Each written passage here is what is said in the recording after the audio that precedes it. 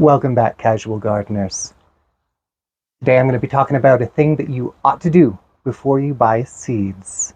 Before we get in onto that subject though, this is not a typical looking video, right? Something has changed. And what's different primarily is that I already shot this video and it was a beautiful day and it was bright and the light was perfect and my performance was not. And so we're doing it again. But today is the eve of possibly our first frost in my area, and it's 7 o'clock in the morning, the sun's not up yet, and it's raining, so we're in the greenhouse.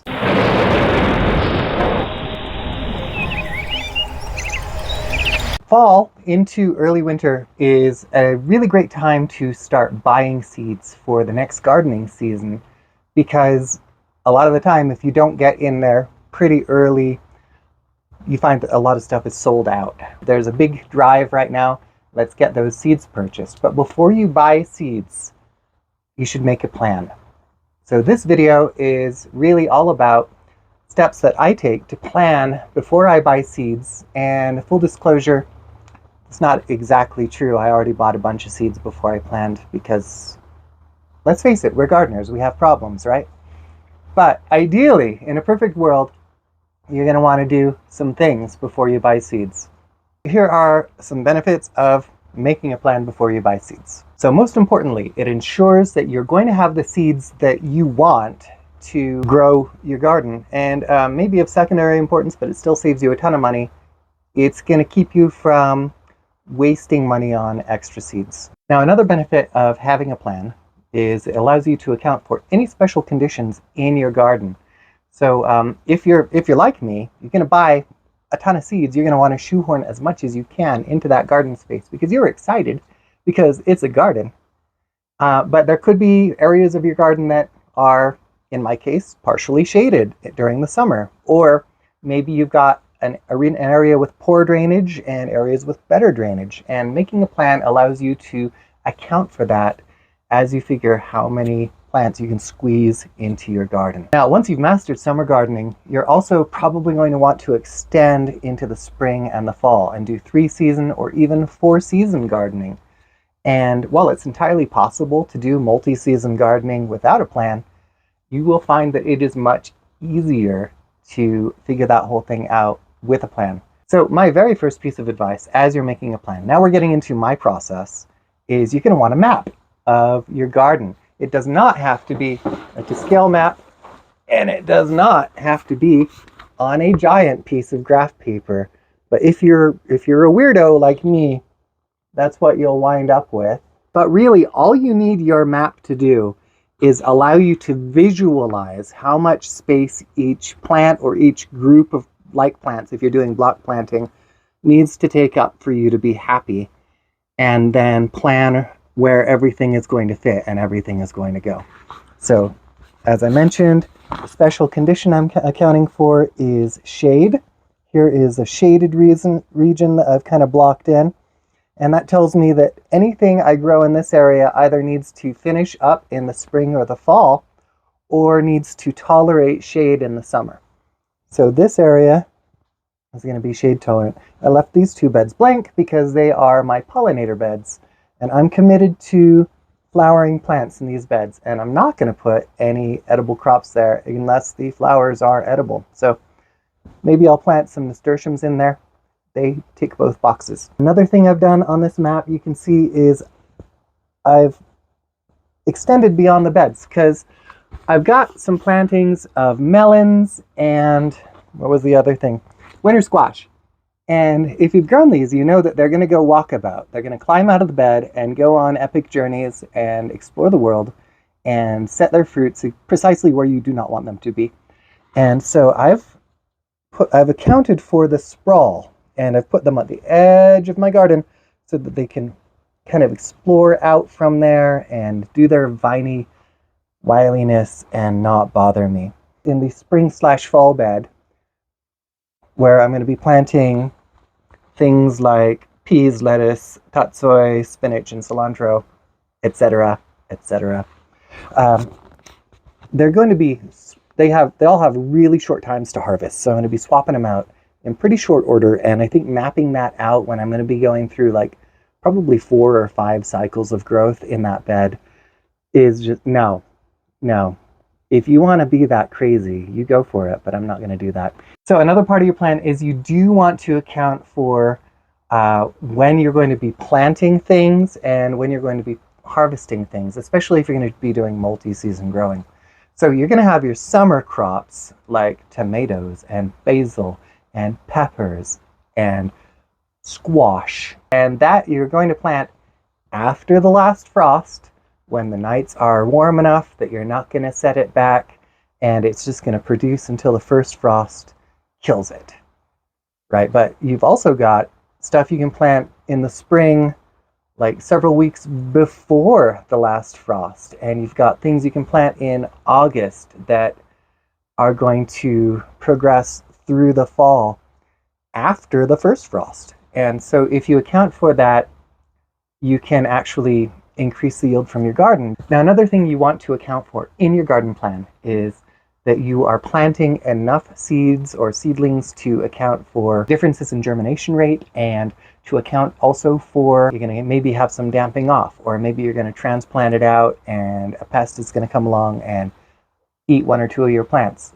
There's going to be unforeseen circumstances. So, for instance, I like to grow 50% or twice as many more tomatoes as I'm actually going to plant.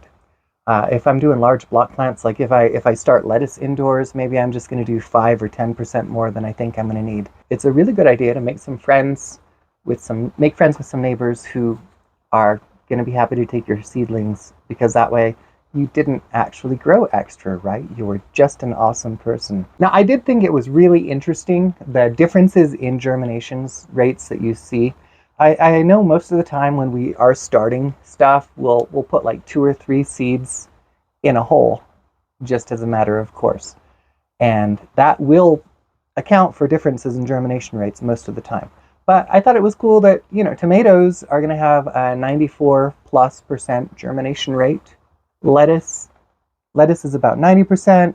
Squash is about 80%. Peas germinate at about 75%. Your cucurbits are germinating at about 65%. And then your beets are all the way down at 60% germination. But of course, that's not going to bother us, because beet seeds are compound seeds, and every one of those seeds you plant is actually 4 to 6 seeds.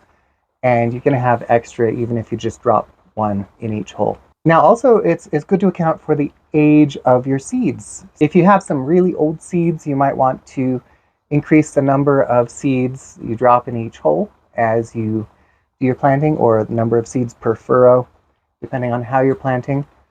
Tomatoes are going to stay relatively good and have a pretty stable germination rate for the first 5 to 6 years of storage, and then after that you're going to start to see it drop. Peas maintain their germination rate for about 2 to 3 years before it starts to drop. So if you use your peas within 1 or 2 years of the time you bought them, you don't need to worry about it.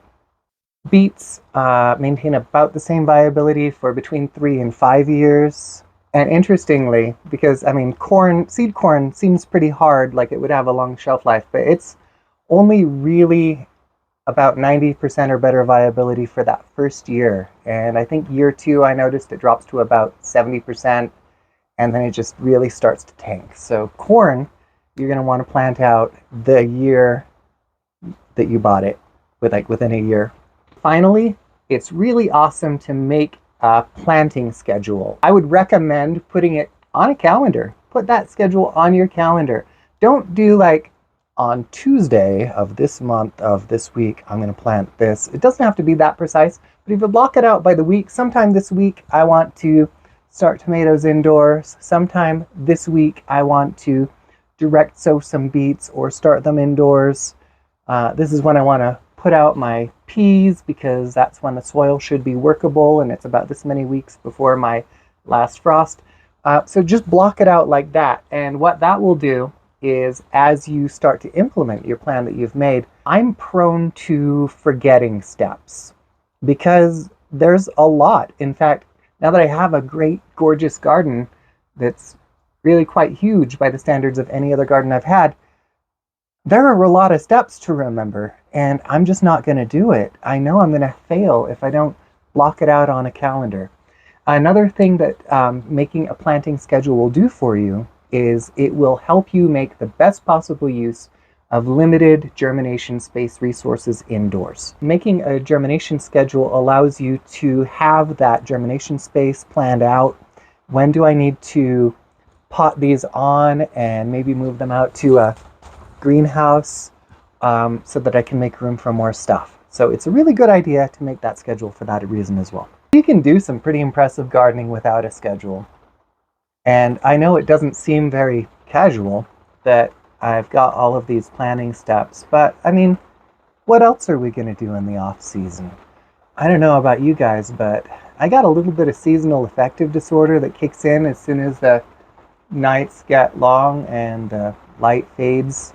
And watching YouTube videos about gardening, planning my future gardening, ordering the seeds in, organizing my indoor gardening spaces. These are all ways that I personally have found help me combat my SAD and keep me happy and going well through the winter. I mean, it also helps that I've got a couple of indoor trees, my lemons and avocados now. Those really help with the green need that I have. So, I want to ask a couple of things from you before we go. Please like and subscribe to my channel. I'm up to 300 subscribers. Woot woot! Also, I want to hear from you. Tell me about your process in your garden planning. What do you do? Do you do less than me? Do you do more than me? Do you have any additional advice for people watching this video? Because I really feel like comments can be a really great place to go for some follow-up information after a video. Thank you for joining me in my garden on this dark and rainy morning. I hope you have a wonderful time in your run. I have a problem with growing more lettuce and stuff than I can eat. And then my wife can eat. And then, I start giving it away and then start damaging my friendships because nobody needs that many greens. But it's so pretty. It's so pretty in the beds. And then I start composting perfectly edible greens. And then my wife gets mad at me because she feels like I'm wasting food, even though compost is a legitimate use of what you're growing.